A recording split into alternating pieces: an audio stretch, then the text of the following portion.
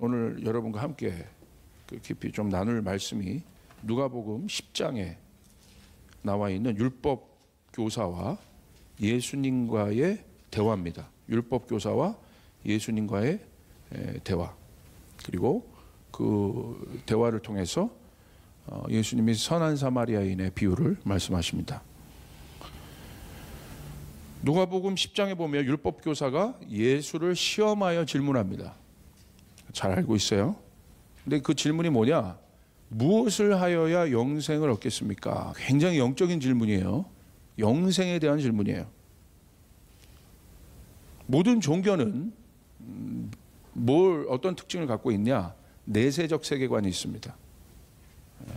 그러니까 이 땅에서 우리가 종교를 갖는 또 그 종교를 갖게 하는 그 종교심의 그 뿌리가 뭐냐면 내세를 바라본다는 거예요. 죽음을 넘어 영원히 사는 일에 대한 인간의 갈망을 종교라는 그릇이 담고 있습니다. 그래서 이 율법 교사의 질문은 굉장히 영적인 질문이지만 종교적인 질문이에요. 내세에 대한 질문이니까. 기독교 신앙의 핵심도 율법 교사의 질문처럼 아이러니하게 이 영생에 관한 것입니다. 예수님 이 땅에 오신 것은 우리에게 영생을 주려고 오신 것입니다. 이에 대한 예수님의 대답은 아주 명확합니다. 이렇게 말씀하세요. 그렇게 질문하니까 율법에 무엇이라 기록되어 있느냐? 내가 어떻게 읽고 있느냐라고 예수님이 오히려 역질문을 하세요. 예수님의 이 대화법을 보면요, 항상 의도를 파악하시는 분이기 때문에 대답을 주시는 것이 아니라, 그 사람이 원하는 대답을 주시는 것이 아니라 항상 그 의도를 보시면서 이제 몰아가시는 예수님의 대화법이 있어요. 그러니까 율법에 뭐라고 기록되어 있느냐, 네가 그것을 어떻게 읽고 있느냐.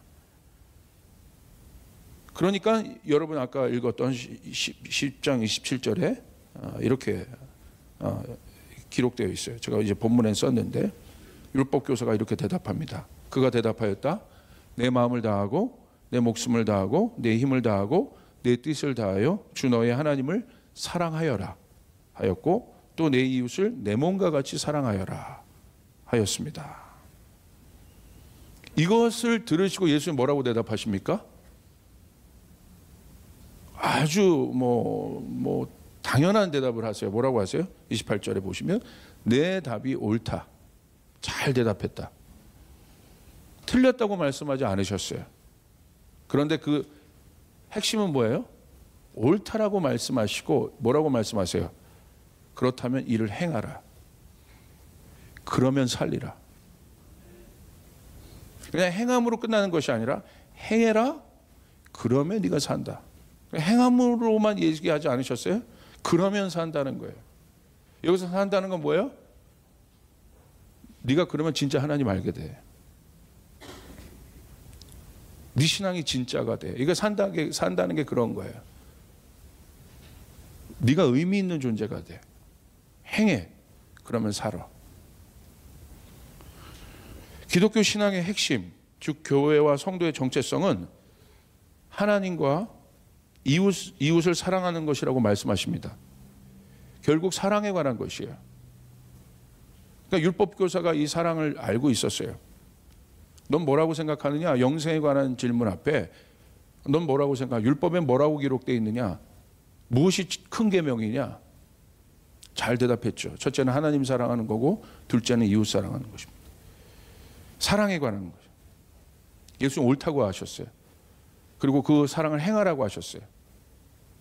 그렇다면 이게 기독교 신앙의 핵심인데, 사랑이 하나님은 결국 기독교 신앙의 핵심은 하나님이고 하나님의 본질이 사랑인데, 결국 사랑이 모든 것이라는 것이에요. 모든 것. 하나님이 모든 것이라는 것은 사랑이 모든 것이라는 거예요. 여러분, 그렇다면 사랑이 무엇인지, 사랑의 본질에 대해서 예수님 지금 말씀하시는 거예요. 사랑의 본질이 뭐냐? 사랑은 아는 것이 아니라 행하는 것이라고 말씀하십니다. 율법 교사는 말씀을 잘 알고 있었어요. 영생에 대한 영적인 질문 앞에 율법 교사는 말씀에 기록된 대로 가장 중요한 첫째 계명과 둘째 계명, 하나님 사랑, 이웃 사랑이라고 잘 알고 있었습니다. 이에 대하여 예수님은 사랑은 아는 것이 아니라 행하는 것이라 말씀하십니다. 예수님이 명확하게 말씀하셨음에도 불구하고 율법 교사는 또 질문해요. 그렇다면 내 이웃이 누굽니까? 이것은 성경에 보니까 29절에 자기를 옳게 보이려고 뭔가 이제 흔들리기 시작한 것 같아요. 자기를 옳게 보이려고 예수님에게 아주 구체적으로 질문해요. 그러면 그 사랑을 받아야 될, 그러니까 이런 거예요. 이렇게 정리해 보시면 돼요. 첫째 계명, 둘째 계명이죠. 결국 사랑의 이거 본질에 관한 것인데, 결국 왜 첫째 계명, 둘째 계명이 중요하냐? 이것이 왜 사랑의 본질이냐? 첫째 계명은 우리가 하나님을 사랑하는 거잖아요. 우리가 사랑받는 존재임을 아는 것이에요. 우리가 하나님을 사랑할 때 우리가 하나님의 사랑을 받는 존재이다. 그것을 알게 되는 거예요. 그래서 그것을 안 사람이 내가 하나님의 사랑을 받는 존재이구나. 그것을 아는 사람이 둘째 계명은 뭐예요? 사랑의 또 한 속성이 나옵니다. 뭡니까? 나는 사랑을 주는 존재이구나. 첫째 계명은 사랑을 받는 존재임을 나타내고, 둘째 계명은 사랑은 주는 것이라는 것. 받기도 하지만 주는 것이라.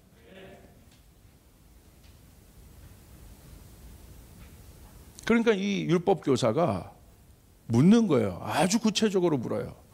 그러면 그 사랑을 누구에게 줘야 됩니까? 그 이웃이 누구입니까? 여기서 이제 들통나는 거죠. 그러니까 그 이웃을 모르잖아요. 그러니까 이 사람이 첫째 계명, 둘째 계명이 다 무너져 있는 거예요. 결국은 첫째 계명, 그 보이지 않는 계명이 보이는 계명으로 나타나는 것. 보이지 않는 하나님에 대한 사랑이 보이는 사랑으로 나타내어지는 것. 결국 보이는 것으로 나타내지 않는 모든 것, 행함이 없는 것, 다시 말하면 그 모든 것은 가짜라는 거예요. 다시 이렇게 정리할 필요 있어요. 자, 보세요. 율법 교사가 질문을 해요. 두 질문입니다. 하나는 영생에 관한 질문이에요. 두 번째, 이웃에 관한 질문이에요. 둘은 완전히 이 상관관계가 먼 질문이에요. 하나는 영적인 질문이고, 두 번째 질문은 굉장히 구체적인 질문이에요. 여기에 이 율법 교사가 자기가 알고 한지는 모르겠지만 예수님의 과의 대화 속에서, 그 대화 속에서 예수님이 그 율법 교사의 입을 통해서 굉장히 중요한 것들을 질문케 하시는 거죠. 예수님 오히려 본질적인 질문인 거예요. 뭡니까? 영적인 것과 실제적인 것의 관계를 얘기하는 거예요. 하늘과 땅의 관계를 얘기하는 거예요. 이런 거죠. 보이지 않는 세계가 결국 보이는 세계가 되는 것. 이게 바로 신앙입니다. 결국 우리가 하나님을 사랑한다는 증표가 내 이웃을 사랑하는 것이라고 결론 지어지는 것입니다. 그 이웃이 누구인지를 물어보는 율법교사의 질문 앞에 예수님은 이웃이 누구인지를 분명히 하세요. 그러니까 오늘 율법교사가 종교인으로 끝난 그의 신앙이 종교적 신앙이라는 것이 무엇입니까? 행함이 없는 신앙이 돼버린 신앙이 왜 그렇습니까? 아주 구체적으로 이웃이 없기 때문에 그러는 거예요. 이웃은 뭐예요? 사랑을 주는 대상이 없기 때문에. 사랑을 받기만 하는 거예요. 받기만 하는 예배, 내 중심의 예배, 반쪽짜리 예배, 거기서 다 끝나 있는 겁니다. 나를 넘어가지를 못하는 거예요. 여러분, 내 이웃의 정의 한번 봅시다. 예수님이 말씀하신 내 이웃의 정의. 내 이웃은 첫 번째 사랑을 받아야 할 사람입니다. 사랑은 주는 것입니다. 여러분에게 이웃이 없다면 종교인이에요. 우리의 예배가 이웃이 없다면 종교인인 거예요. 율법 교사인 거예요. 이웃이 누구인지도 모르고 있다면, 오늘 한국교회가 이웃을 모르고 있다면, 오늘 예배팀이 사역자가 내 사랑을 나눠야 될 이웃을 모르고 있다면 우리는 종교인인 것입니다. 우리는 율법교사와 다른 것이 없어요. 율법교사가 여러분 말씀을 모릅니까? 말씀을 아는 것이 무엇입니까? 내가 신앙이 있다는 것이 무엇입니까? 내가 예배를 드린다는 것이 무엇입니까? 교회가 무엇입니까? 성도가 무엇입니까? 목사가 무엇입니까? 예배팀이 무엇입니까? 결국 답이 어디로 가요? 이웃이 있느냐 없느냐. 오늘 내 신앙이 살아있는 신앙이냐 죽은 신앙이냐, 이런 행위는 껍데기입니다. 이것이 완성되려면 뭐가 있어야 돼요? 내 안에 이웃이 있어야 된다. 그게 첫째 계명, 둘째 계명. 그것이 예수님의 삶이에요. 예수님이 30절부터 비유를 들어 이웃이 누구인지를 명확하게 정의하십니다. 누굽니까 이웃이? 사랑받는 사람이라고 그랬어요. 사랑이 필요한 사람이라고 했어요. 그러면 사랑이 뭔지를 우리가 깊이 이해하게 되는데, 어떤 인물을 말씀하십니까? 예루살렘에서 여리고로 내려가다가 강도 만난 사람이 있다는 거예요. 강도들이 옷을 벗기고 때려 거의 죽게 될 지경이 된 사람이 있습니다. 누굽니까? 위기에 처한 사람입니다. 절대절명의 사람들이에요. 이 사람은 지금 돕지 않으면 죽어요. 예수님이 말씀하신 이웃에 대한 정의는 뭐예요? 이 사람이에요. 빨리 도와야 될 사람. 근데 어떻게 도와야 될 사람? 실제적으로 도와야 될 사람. 그 사람이 없다면 가짜라는 거예요. 이웃에 대한 율법교사의 질문이 중요하죠. 왜냐하면 하나님을 사랑하는 일이 이웃을 사랑하는 것으로 나타나기 때문에 그렇습니다. 오늘 교회의 문제는 종교화된 교회, 종교화된 예배, 종교에 대한 신앙, 결국 나에 머물러 있는 신앙의 위기, 내 중심의 신앙의 한계성이 왜 그 한계가 나타나냐? 너무 명확하다는 거야. 이웃이 없다는 거야. 첫째 계명은 아는데 둘째 계명이 없다는 거야. 그러니까 구약에 머물러 있죠. 율법에 머물러 있어요. 행위에 머물러 있어요. 본질에 서지 않는 거예요. 그러니까 신앙이 기쁘지가 않는 거예요. 완성이 없는 거예요. 마가복음 2장 17절, 예수님이 이 땅에 오신 이유 아주 명확하죠. 건강한 사람에게는 의사가 필요하지 않으나 병든 사람에게는 필요하다. 나는 의인을 부르러 온 것이 아니라 죄인을 부르러 왔다. 의인과 건강한 사람의 이를 말씀하신 예수님의 비유의 핵심은 뭡니까? 필요 없는 사람이에요. 건강한 사람이 뭐가 닥터가 왜 필요하겠어요? 의인이 뭐가 더 필요하겠어요? 자기가 다 옳은데. 예수님 오신 건 뭐예요? 의인과 건강한 사람을 위해서 온 것이 아니라 필요가 있는 사람을 위해 오셨다. 우리가 죄인이기 때문에 예수님 오신 것입니다. 우리가 연약하기 때문에 예수님 오신 것입니다. 그것이 사랑이에요. 그것이 사랑의 본질이에요. 추상적이지 않아요. 우리가 예수님을 만났다는 것은 무엇입니까? 예수님이 나의 필요가 되어주셨다는 거예요. 나의 실제적인 필요가 되어주셨다. 이게 기독교의 본질이고 교회의 본질. 그 실제적인 사랑 위에 교회는 서 있습니다. 그래서 세상 속에 있는 거예요.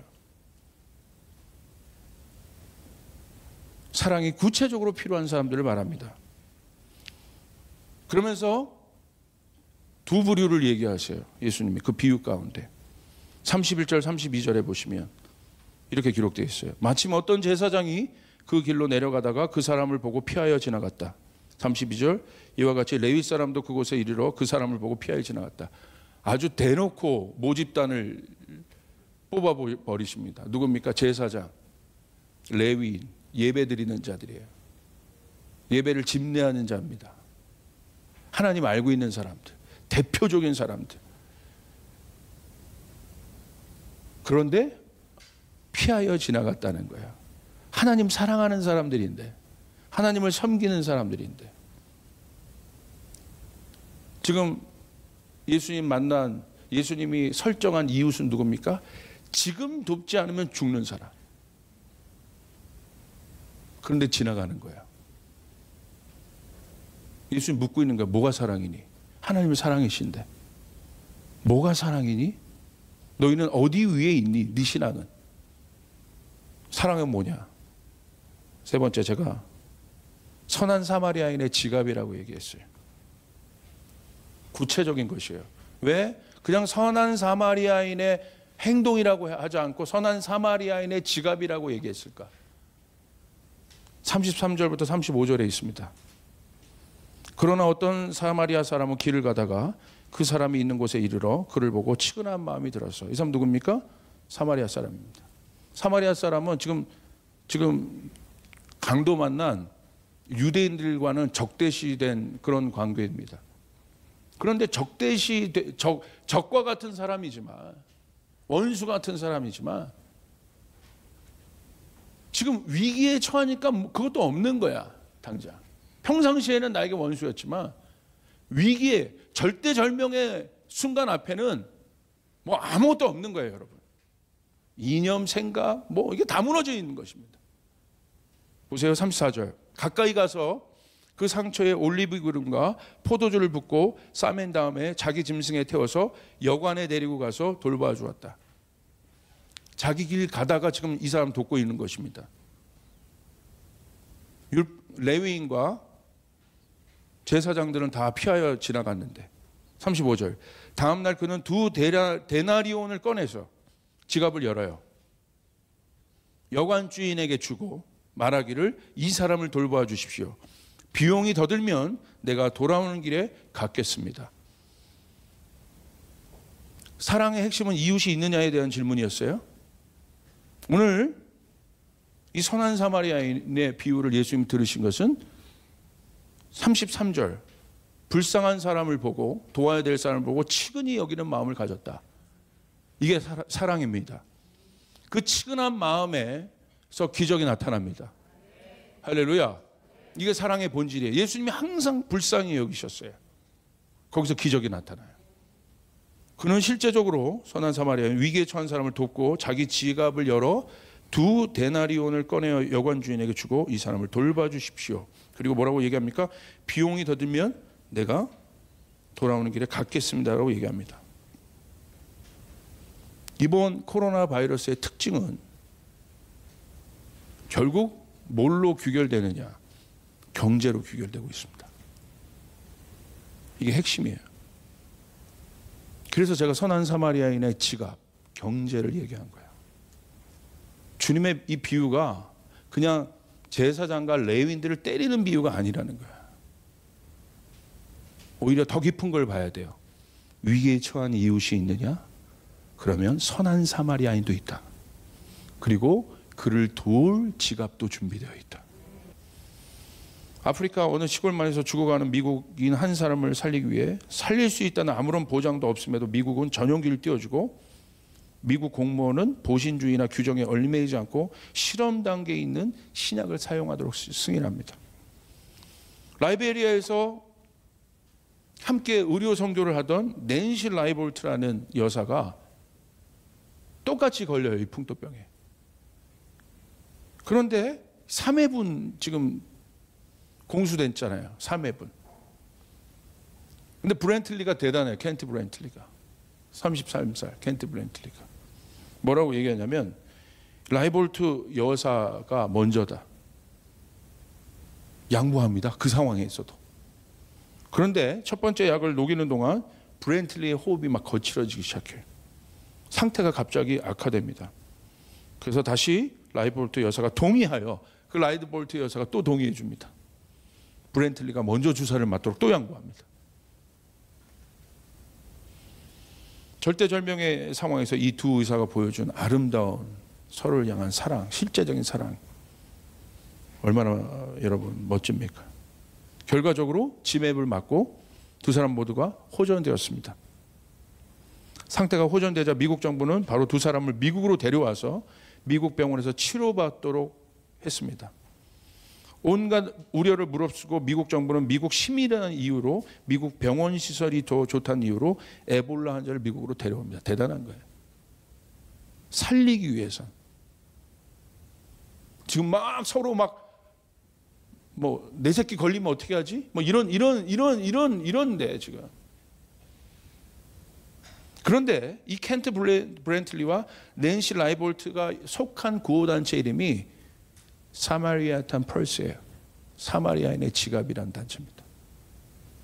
여러분, 이 코로나 바이러스의 특징, 생명의 문제와 함께 경제적 위기가 함께 나타나고 있는 것이 특징입니다.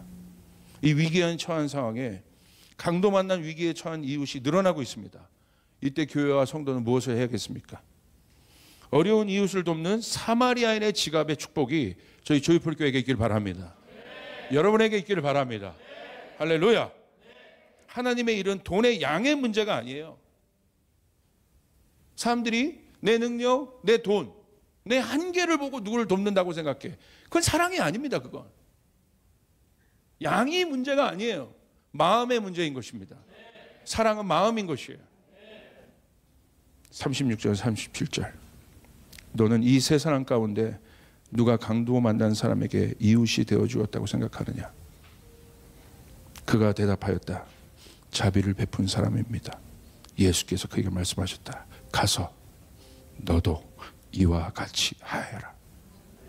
이것이 사랑입니다. 저희 조이풀교회가 이 일을 하기를 원합니다. 마음을 먹는 곳에 하나님이 부어주세요. 할렐루야. 내가 갖고 있는 어떤 것이 아니라 그것은 사랑이 아니요, 마음을 먹으면 하나님이 감당하게 해주세요. 하나님, 저희 조이풀교회가 감당하게 도와주세요. 감당하게 도와주세요. 장기전입니다. 감당하게 도와주시옵소서. 아멘. 저는 이 마음을 주십니다. 이제 한국교회는 철치 글로리, 교회의 영광에서 벗어나야 한다. 무슨 말입니까, 목사님? 교회의 영광이 그렇게 중요한데. 아니요. 킹덤의 영광으로 나가야 돼요. 하나님 나라의 영광으로 나가야 되는 거예요. 한국교회 교회의 영광을 보았습니다. 그런데 내 교회에 아직도 갇혀 있어요. 이제는 킹덤의 영광으로, 하나님 나라의 영광으로 여러분 나가야 되는 것입니다.